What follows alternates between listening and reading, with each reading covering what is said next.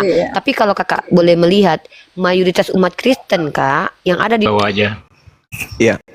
Nah, Yesus Bung berbicara kepada muridnya Bani Israel. Kamu tahu nggak murid Yesus itu?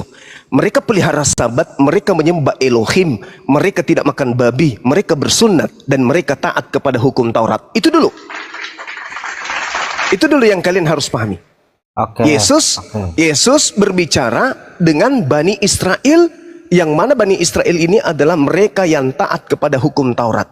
Saya ingin bertanya dulu kepada saudara. Kutanya dulu supaya kita kerucutkan permasalahan. Apakah murid-murid Yesus itu pemakan babi dan orang-orang yang tidak bersunat? Silakan. Oke, baik. Jadi murid-murid Yesus dan juga pengikut-pengikutnya memang taat terhadap hukum Taurat, yaitu tidak memakan babi dan bersunat. Alhamdulillah. Terus? Oke. Ada nggak Kristen di situ sebagai muridnya? Kalau Kristen belum. Belum, tapi bisa Masya Allah. disebut juga karena pengertian dari penggunaan Kristen itu adalah pengikut Kristus, seperti itu. Jadi kalau misalnya kita mau cocok logi, apakah mereka itu disebut Kristen, bisa juga karena pengertiannya sesuai dengan apa yang saya sampaikan. Tetapi kalau misalnya pengertiannya adalah mereka tuh turunan mana, ya berarti mereka tuh adalah Yahudi, seperti itu. Nah, tapi sekarang untuk perkenalan terhadap Kristen itu baru diperkenalkan oleh Rasul Paulus, seperti itu, Bang Suma.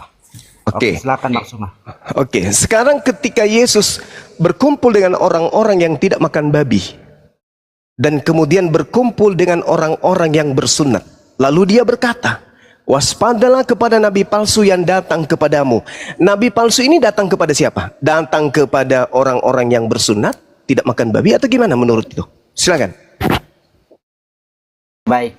Jadi Yesus itu sebenarnya dia datang kepada orang-orang yang berdosa, seperti itu. Jadi kepada orang-orang yang berdosa. Bukan, Bang. Ini Maksudnya kita bagaimana coba?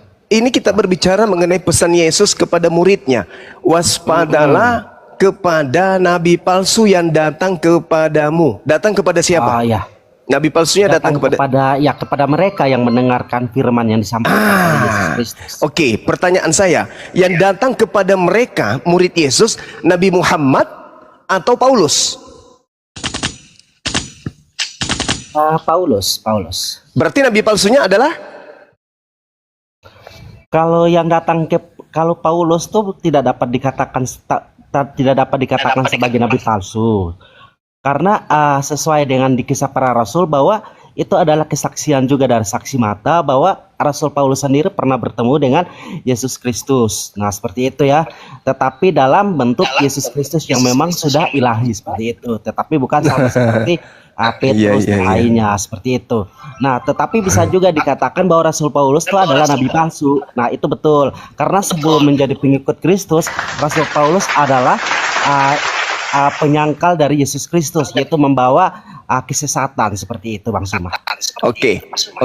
Sekarang Anda sudah mengakui bahwa Paulus pun boleh disebut sebagai nabi palsu. Tapi yang pasti Anda harus akui adalah di antara kita ada yang noise, kan gitu.